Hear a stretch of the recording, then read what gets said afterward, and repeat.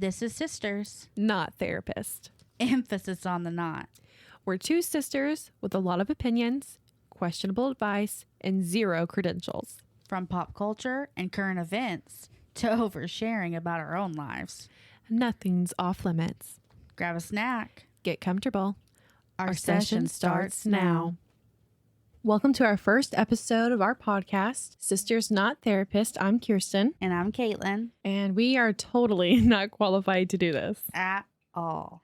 But here we are. But here we are. With how many technical difficulties we have had. Over the last week and a half. Just from yesterday alone. Oh, we're not bringing this back up, are we? We can't talk about it. We No, can't talk about it. I will crash out. I will crash out. But we are learning. So I think where a lot of it came from is we want to film. That is our biggest goal right now, is to film.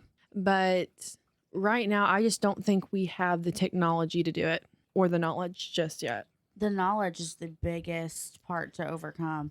I struggle with that the most. I have so many ideas, but it's hard to figure out how to put them all together to get them to work like everybody else does. Because there's not very good like tutorials on a step-to-step of how to put these videos together, how to do it from start to finish, every single detail. It is overwhelming. It is very overwhelming. Where it's fun, it's Stress. super overwhelming, yeah. But we are going to be up and filming. I just cannot tell you when, which I think that will bring a lot of brightness to our podcast because we would love for you guys to see us and our setup, but it's just not possible right now.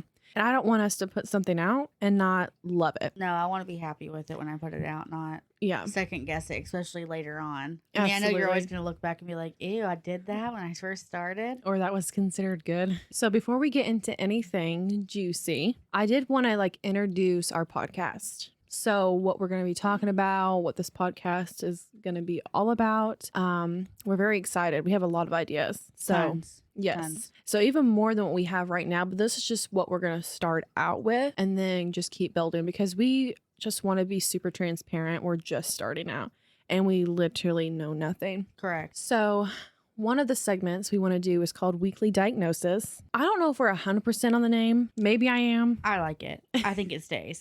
That's my vote, though. But it's all about current events and pop culture. Basically, anything that's on your TikTok for you page. Basically. Yeah, you got your Instagram feeds, your TikTok, your Facebook Reels. Yes. Yeah. We were going to call it Feed Talk, but I just thought we should go with the therapy puns. Our whole name is that. She is very punny. I'm punny. And I just thought it'd be cute and it would make us different to go with the therapy puns. Yeah, I don't want to be like the rest of them. I want to stand out. Kind of like how Bunny's, her podcast stands out. Yes. So we're going to be doing a bunch of that. And then we have trust issues, which I thought was super cute. Kirsten's wheelhouse. But I thought it was cute for conspiracies because I love conspiracies probably since I was 13, 14 years old. And I love it so much. And I definitely wanted to carry this into this podcast. I know a lot of people love it too. Oh, yeah. That's a big area to cover. True crime and conspiracy. Speaking of true crime, Caitlin's segment is going to be Obsession Session. Dun, dun, dun. She's a true crime junkie.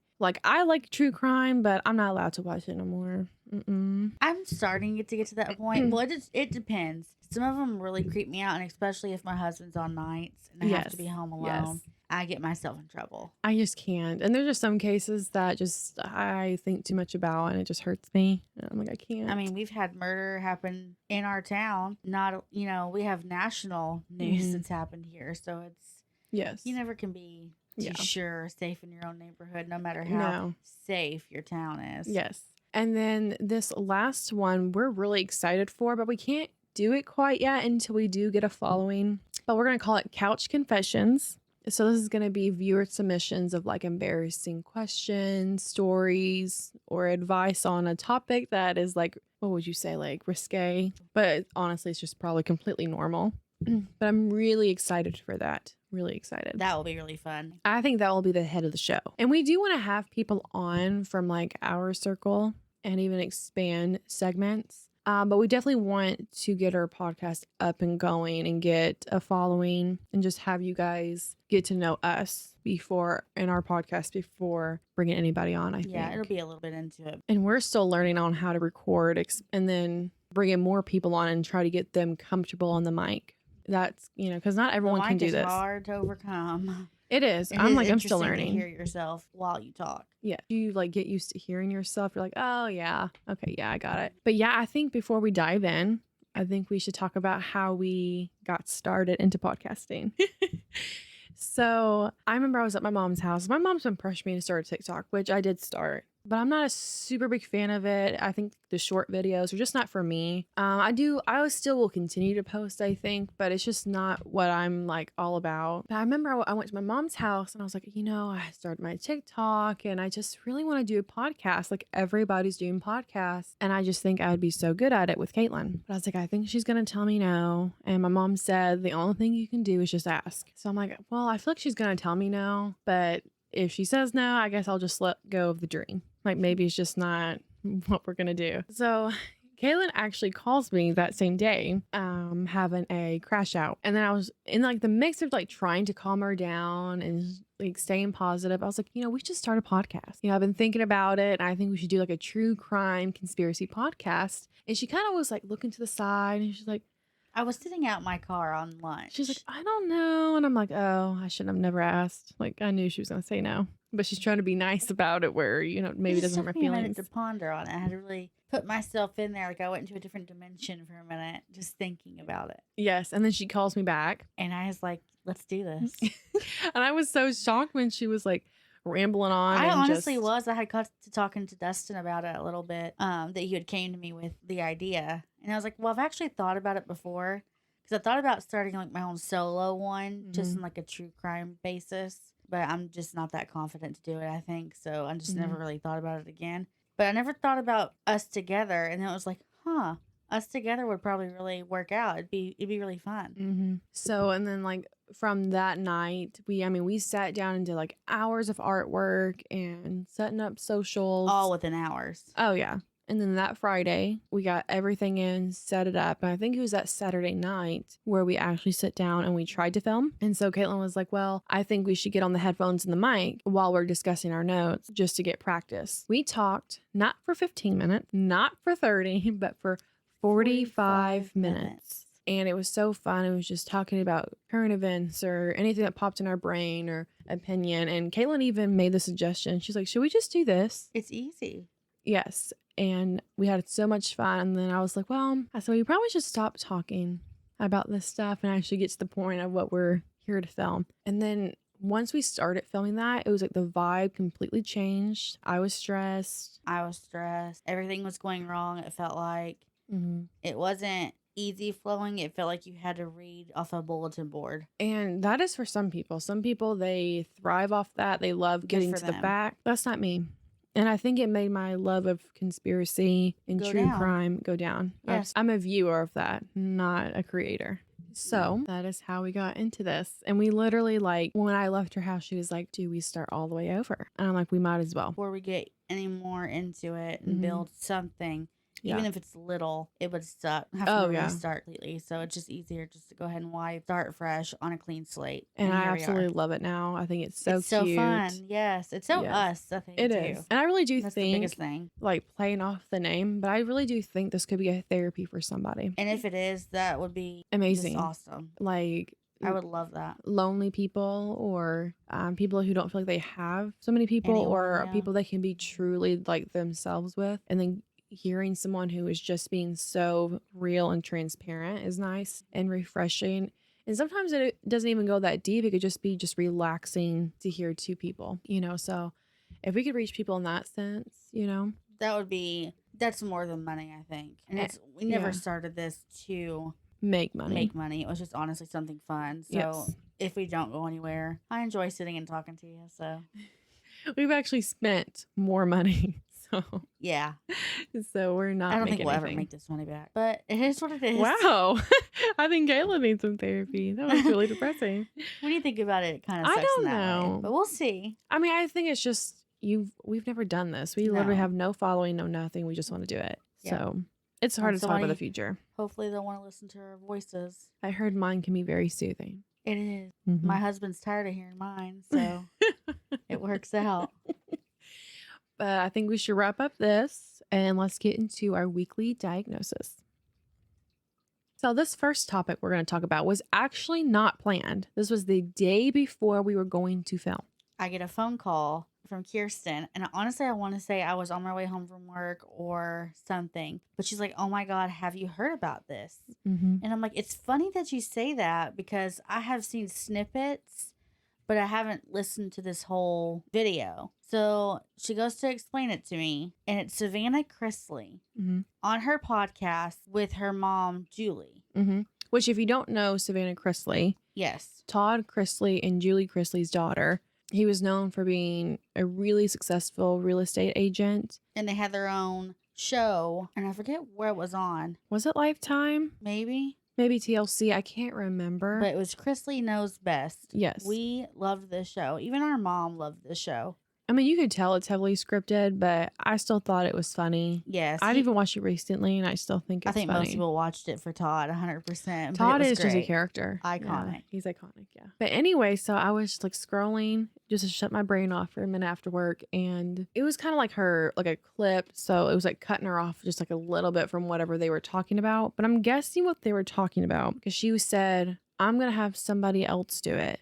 Not my husband, but like somebody else." So I'm assuming it's like yard work or cleaning her home or something like that. And her mom's like, "Well, you don't know that though." And basically Savannah was talking about how she's not going to be with somebody broke, which is kind of hard to know what she means by broke, because what is your definition of broke? Yes. When I think of broke, I think of two people. One person that maybe is not trying and just wants to be a bum, and then two is somebody who is trying, and obstacles come up, and then you're just left with nothing in your bank account. Yes. Like, I'm telling you, probably 80% of Americans.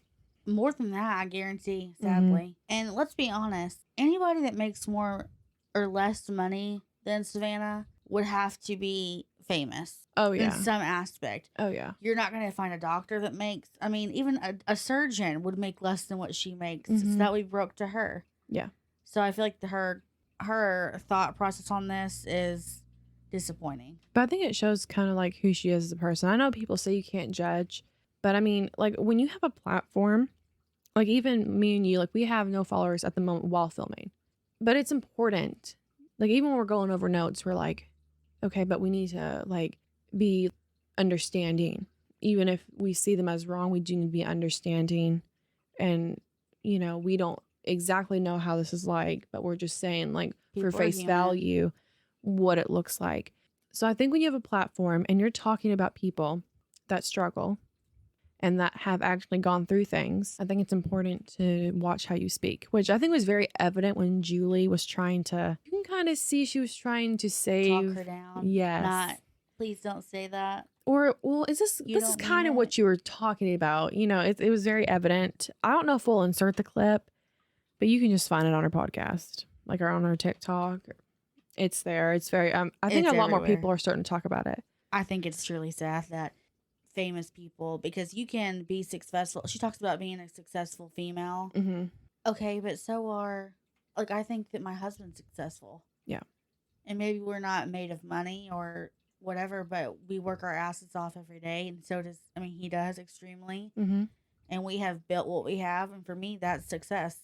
I think every night that my son is safe and fed and bathed and cleaned, that I'm successful. So it's really sad to see how she, I guess, turned out in that thought process. Mm-hmm. And she's taking on a lot of responsibilities, but I think that's also gone to her head. I think we can't quite say that she has all the responsibility. She has a nanny and she doesn't have a 9-to-5. She doesn't stress about the bills. She doesn't stress that, like, she doesn't know how she's going to do this. She has all these opportunities, family, nannies, and money. And if you think about it, I think the reason that she's been so stressed and overwhelmed is because she has nonstop taken it upon herself to advocate for her parents nonstop for the last 2.5 years or whatever it has been. Mm-hmm. And she keeps throwing that in their face. Oh, yeah. It's very evident. Like, Oh, okay, yeah. we get it. You stepped up to the plate. We're very grateful. but remember who you're talking to. Remember who we are. So they're actually talking about this. So Chloe, their adopted daughter, which I'm going to just say that is their daughter. They have raised her since she was a baby. She was born. Absolutely. Because sadly her parents, I mean, were addicts, but I still think that you don't get overlooked just because you struggle with something. It's kind of like, I think we've all had depression, and I can't be a bad person and take it out on everyone just because I have it. Mm-hmm. So it's not fair. It's not fair. You're going to end up miserable at the end of the day. You are. Oh, yeah. Not everybody else. But I'm going to just say their daughter, not their adopted daughter, but they did adopt her. And she wanted to bring her lunch to school. And this is when Todd and Julie are back. And I think Julie was going to be like, okay, like whatever, you want to bring your own lunch, because I know like when I was growing up, that was cool to bring your own lunch.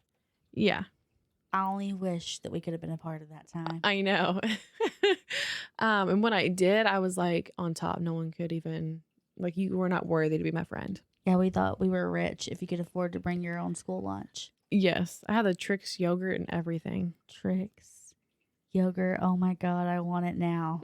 That sounds so good. I forgot about that. Such a thing. But yeah, so she wanted to bring her lunch, and Savannah was like, no, you are not to bring your own lunch. You're going to eat school lunch. Which I'm like, it's not like you don't have money to pack her lunch. You know what I mean?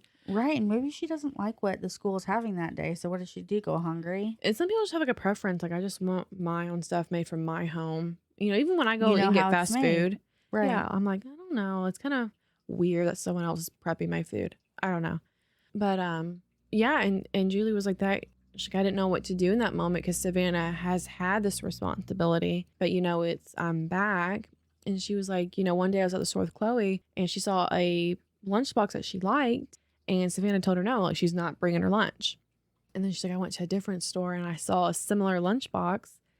And I FaceTimed Chloe, asked her if she wanted it, and I got it. Like that's been one of the struggles, like coming back, that Savannah is like still, she doesn't understand that it's not her turn. I would assume that Todd and Julie are living with Savannah. Is that what it seems like? I don't know because that video she did put on with talking about the situation, she says, well, you and Dad leave stuff on the bathroom sink. I think I think she's preparing to move out because Julie did make a comment like, well, you're about to live by yourself. So Savannah may be in their home. So when they left for prison, she went to their house where Chloe and Grayson already were. Which would be easier, I would understand. Mm-hmm. Or I would think anyways. Yeah, for them. I'd be willing to make that sacrifice. Mm-hmm. But going back to the broke is someone can be business minded and still be broke. Money doesn't always come to people who are creative and smart. You can work and work and work and work, and then you're still broke. And you could be so creative and so smart, and you're still get overlooked by people who have doors open for her, like Savannah Chrisley. A thing for me. If I'm broke financially, then I'm rich in memories and experiences, and I'm okay with that. Yes. So I think she's trying to be very stereotypical. Like she's like trying to like paint. When she says broke, she doesn't mean it like how I say like, oh, like, I'm like broke for the week. That means I've worked, I've tried, I've had big bills come, and I'm just broke. I got everything I need. Maybe not everything I want, but I got everything I want in my home. Right. But my bills paid. There's a roof over my head. There's food. Yep. I have a car to get me back and forth to work to make that money. I'm rich right there. And then just being humble, I'm probably more rich than you are. Because it's just the being humble and grateful for everything that I have. It's sad for her because with that outlook, saying that she knows it's going to fail if they're less financially stable than she is, because she will resent them in the end for not making more money than what she makes. But then it's like, how can you say that? She will never find true love. She will never be truly happy with that outlook on it. But I'm like, you're saying that, and how do you think that makes stay-at-home moms feel? Their husbands make all the money. They don't, but they spend it, and then they're not contributing financially. So how does that make them feel when you say that? Then is it saying that everybody who pays for everything it should be resentful of their partner? So I'm like, I think it's really, she's just not a grateful person. She's not humble, and she's very like, but she also wasn't brought up that way. And I think a lot of that, sadly, Todd and Julie should have done things differently. And she does say that. She does say that. Which good for her for acknowledging that. Mm-hmm. She said, and I quote, I've done my children a disservice by having housekeepers and people do things for them, because now they take something and they leave it out. But she's like, me and Todd, we clean it. She's like, I may not do it right then and there, but she's like, I do pick up after ourselves and it will be clean. They also started out with nothing. They built their empire. Yep. Regardless of what people think, your own opinion. But they built from nothing to what they have now. Yeah. And it's not us being like, oh, well, she has all this stuff and we're just, I'm not jealous of nobody. But I think you have to watch what you say when you have a platform. You cannot be. Well, in that aspect, you're just putting other people down. You because are. Other people live that way where one makes more. Most households, one makes more than the other. It's not as common to make the same. I mean, so really you just kind of spit in everybody's face. And then when she says she's a successful woman, but your success came easy. Other people's does not. And so I think you're trying to compare yourself to somebody else, and it's different. Like, you've had doors open for you, and most people can't even get their toe in the door, and they're way more qualified than you.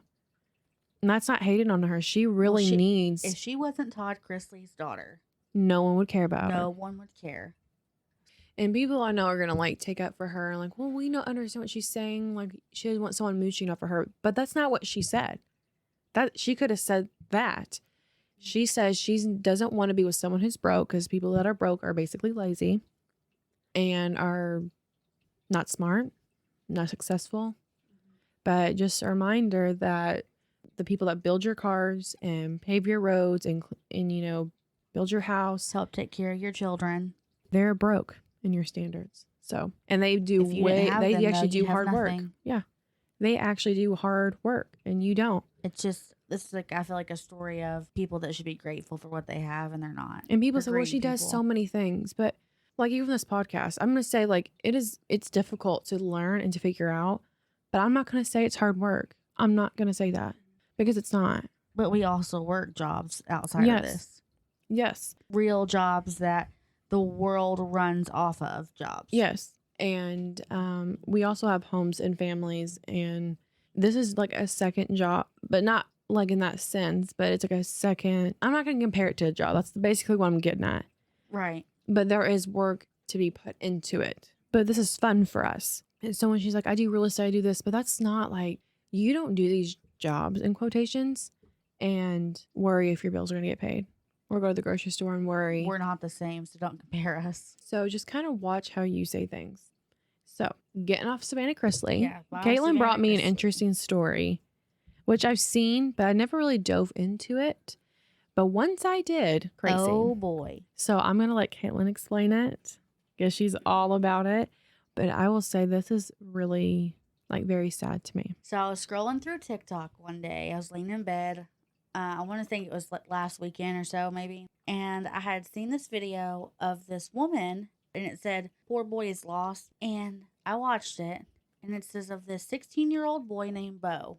Miss Shonda is the one who videotaped this. She was sitting in her backyard on her little porch swing with her dog, and it kind of swings back and forth. Yep. And where she lives at, there's not very many street lights. So it's really dark. And her dog kind of freaks out. Like, it sees somebody. It starts chasing them. So, of course, you're by yourself. Her husband's not home yet. She's by herself sitting out there waiting for him to get home. Freaks out, turns her flashlight on her phone, and starts recording. She goes up to this boy, and she's like, honey, what are you doing out here? It's really late. He's like, yeah, I'm lost. And she's like, okay, what happened? Where were you at? And he goes, we were at a movie at this park. They were playing a Paddington movie. I guess, like, you go out there, it's kind of like a picnic style, and you watch this movie on the lawn. And he said him and his sister had gotten into a fight over a pillow. He's explaining this. Shonda's husband pulls up. So she's like, come over here, and will you tell my husband this?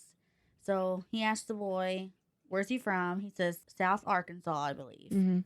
And he's like, oh, wow, well, what are you doing over here? And he tells him, we were at the park watching this movie when me and my sister got into this fight over a pillow, and my parents left me. And the man's like, are you serious?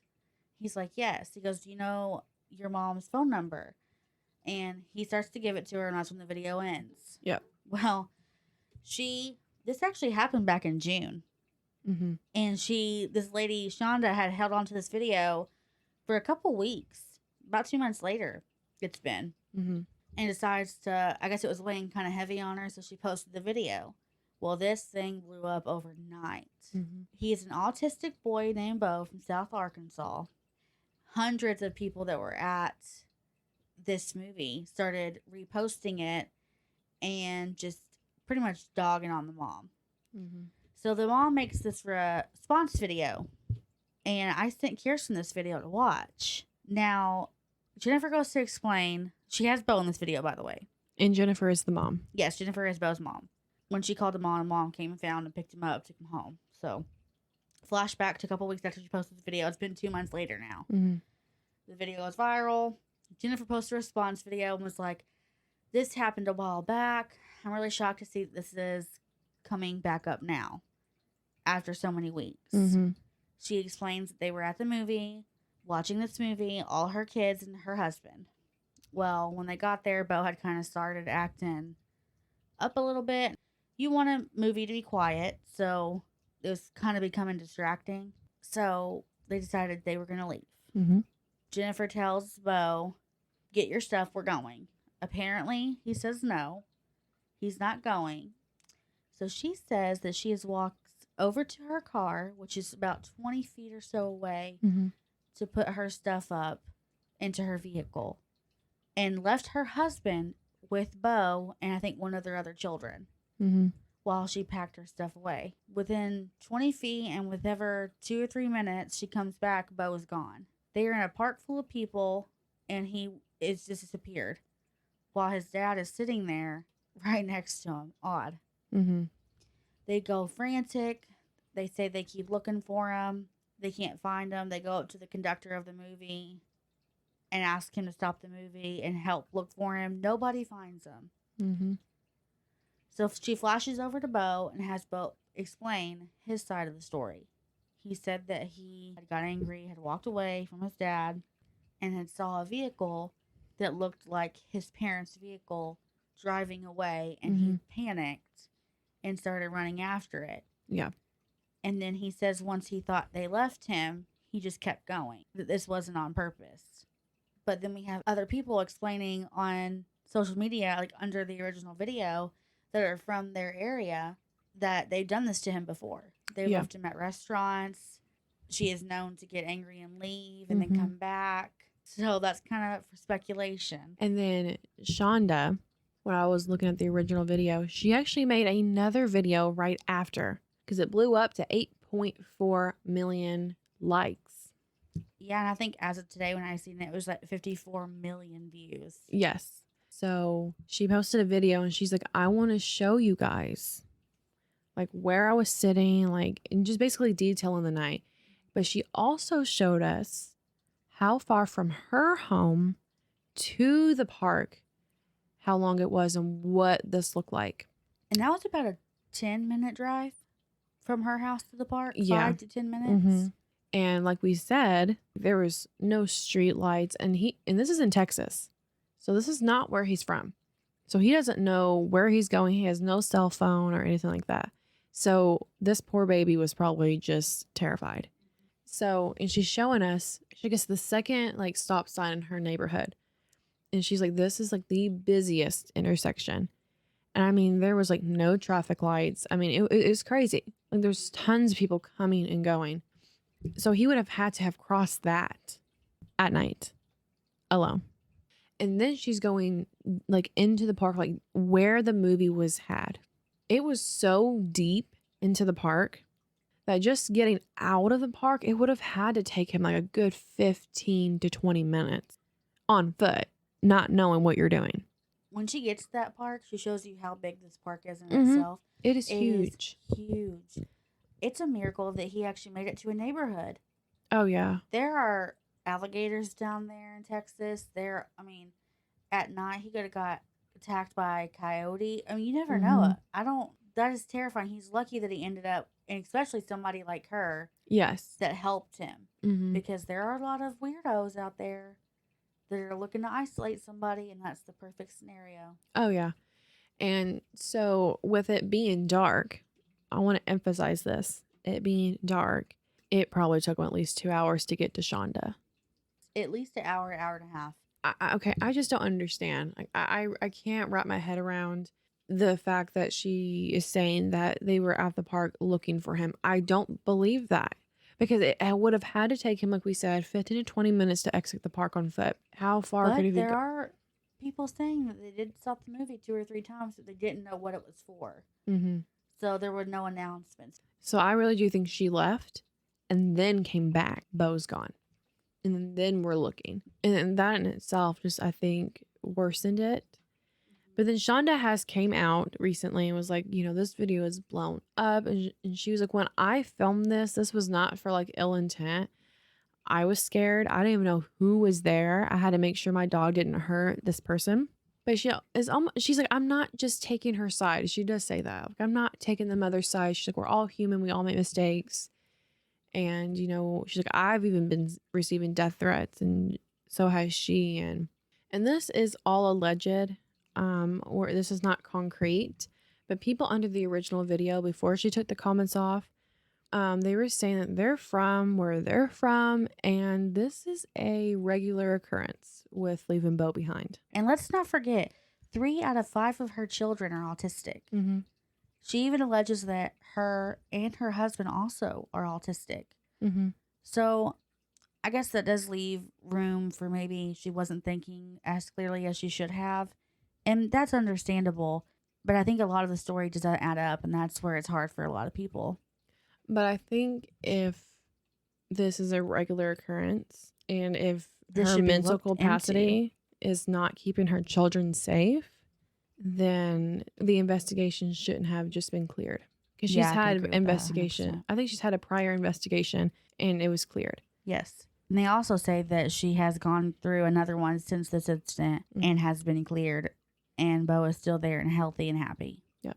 So let us know what you guys think. I know there's a lot of opinions, but I'm just sorry. I don't think there's no way with the evidence that she was at the park the whole entire time. Yeah. And she's not been charged with anything, so there's nothing criminal here, but it's just purely up to speculation at this point what happened and what took place, because I don't think anybody's really convinced by her response video. No. Just do better. Yeah. Speaking of doing better, let's jump to Meijer's. Oh no, this one. This one just enrages me.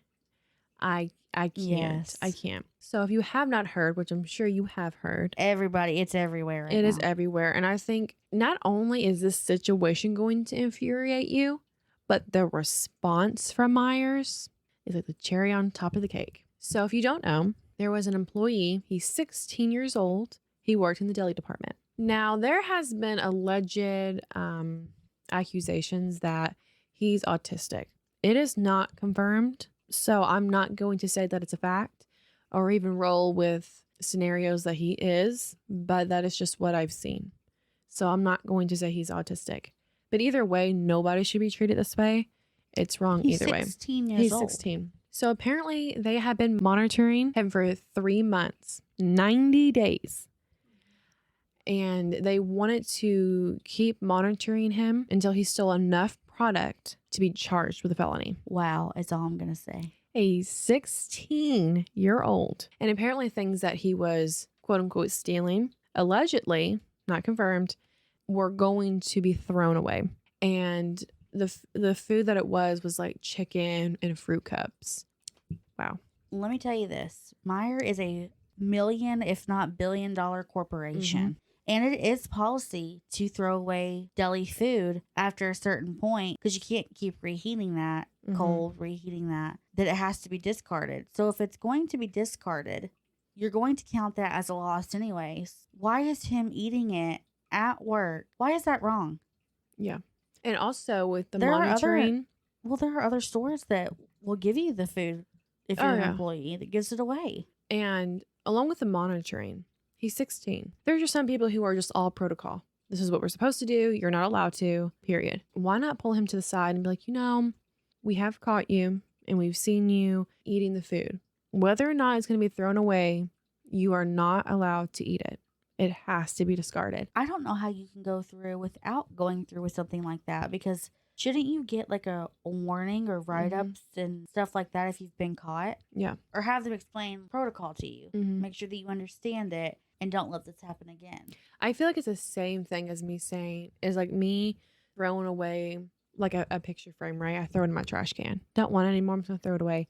Someone comes and takes it out of my trash can and I call the police for them You stealing. press charges. Yeah. It was in a garbage can. That's what the officer would tell me. It was in the garbage can. Like, why do you care? Well, yeah. And it doesn't matter. Once it's in the garbage can, it is considered public property. That's how cops can go through, collect evidence out of your trash can, throw it away for DNA testing. Yeah. Because it's now public property. So. And the total amount that it added up to was only $110. In fruit cups, people. Over 3 months. I bet you a thing of that chicken was $10. So you're telling me 6 or 7 times he ate, and you're going to arrest him over it without no warning, without a write-up, without going over. I don't know how this is right at all. And what's even more disgusting is when they did pull him into the office, how the arrest was. It's honestly just sick. So they call him to the office, right? And there's an officer, which he's already scared. He's 16 years old. I'm scared. I've never been pulled over, but the day I do, I'm probably going to have an anxiety attack. It's terrible. Don't do it. I try not to, but the day I do, just know I'm going to go on a full-blown like panic attack, okay? And they like question him for not even 2 minutes. By the way, his parents were not there. If my son was even in the wrong, like he vandalized something, right? He's in the wrong. I want him there. Because I promise you, he's going to be a lot more scared of me than you. And and by the way, I want to make sure that not only is he going to do the right thing, but you are doing the right thing by my son. Absolutely. Like if he can't buy cigarettes, if he can't open a beer, then he shouldn't be alone with a police officer. No, absolutely. And I don't even know is that illegal? I feel like that's very illegal. I guess maybe it depends on the state they were in. But why wouldn't you call his parents before you got the police involved? If I was a manager and had to, right? I would be like, hey, we are pressing charges. We do have to call law enforcement, but I am going to call your parents or guardians. Who do you want me to call? I mean, I wouldn't have fired him over and this. And they may have done that maybe after, but I think it should have been done before. My kid is not going to be in handcuffs unless he's a danger to himself or someone without me there. The cop didn't really ask any questions. He kind of just looks over to the kid and was like, do you have anything in your pockets? And which I think any kid or anybody, right, they're like, oh, yeah, I got this, right? Which don't reach for it, right? Right. But respect, when you're going through that, 16. he's so like probably scared out, you know, and so he's going to be like, oh, like, here you go. Yeah. And I feel like the way he said it was very aggressive. Yes. Well, and the cop, he's like, don't reach for it. Don't reach for it. Don't reach for it. And the kid's kind of like taking a step back, and then he's like, stand up, put your hands behind your back. And the kid does it, and that's kind of where the video cuts off. Which I know in some, because every police station, county, they do have certain protocols where like some of them, because me and Ashton like to watch Karens. And they're like, do you have to handcuff me? Because it's embarrassing. Some of them say like, okay, we'll walk you like up to the front, but I have to place handcuffs on you. It is protocol. Or some of them just let them walk out with no handcuffs. It really just depends. But I'm like, why couldn't you do that for a minor? Over a deli me? Are you kidding me? I'm just trying to wonder why he was stealing, because what if he doesn't have food at home? Yes. Shouldn't you be more concerned about that, looking into it, maybe talking to him like, hey. In schools, you have to pay for it too. Yeah. It's just sad that we have gotten to that point where we don't even ask questions. We just prosecute. Mm-hmm. We're just trying to be disgusting and vile as at all possible anymore. That's just what it feels like. And I think, let's be honest, send me the address of who I need to reimburse, because honestly, I will write a check and send it to you. Honestly. Let our man go. Don't press charges. And the thing is, so they released a statement, and it was like the most AI generated like piece of crap. GPT? Literally. And basically all they said was, we're working on our protocols to ensure this doesn't happen again. We'll do better, basically. I wonder if that means they dropped the charges. Did it get their $110 back? Did he get their money back? And did he get his job back, or is he now fired? Oh, I wouldn't work for that company.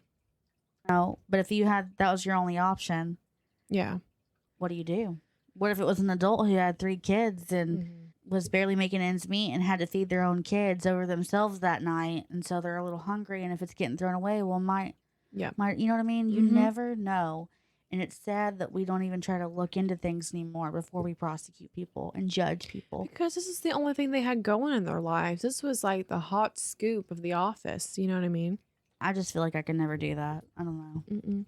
And it just shows you that these corporations, they don't care about their employees. They don't, because they don't have to, or they think they they're don't have millionaires. Why would they care? to. Mm-hmm. And they don't insane. even run the company. No. They have hundreds of other people who do it for them. Mhm. So they're out on their yachts in France, and Oh yeah. yeah. So sad story, and I hope it all works out for the kid. I mean, I hope they drop the charges, and I hope that I hope he's he's doing okay. good. I hope that's he's all fine. I can say. Maybe they under the table done, because they don't want to release that. You know, I would what they've love for done. him to come into some money from this, Absolutely. like even to pay for like college, Mm-hmm. something to help him go further. That would be awesome. Absolutely. And honestly, Meijer's, not that I've ever shopped there, but I never will. It's too far away, thank God. But after I know. this, I'm good. Yeah, me too. So now for our last little topic that Kirsten's so excited for. I don't know why I'm so excited. She's so excited. This is the first person I heard the news from was Kirsten. Cracker Barrel logo Yes. rebrand. Yes. What is the thoughts on this? Have you guys seen this? It's crazy. Does it affect me? No, but I just think it's so stupid. Like, it's so plain. What is up with this minimalist crap? We all want to be Kim Kardashian apparently, and our house be tan and concreted. Like, I'm up for, like, I love getting rid of stuff and just not overbuying and stuff like that. But this is so crazy. This is what you're known for, is the old country store. Why would you make it not look that way? And not even keep the biggest thing a part of that logo is the old man in the rocking chair logo. It is not, I don't even know what this looks like to me, but I don't know if you guys have seen the TikToks where they have a cheese wheel and they cook inside the cheese wheel. Mhm. It looks like the wrapping that they wrapped the cheese wheels in. Yeah.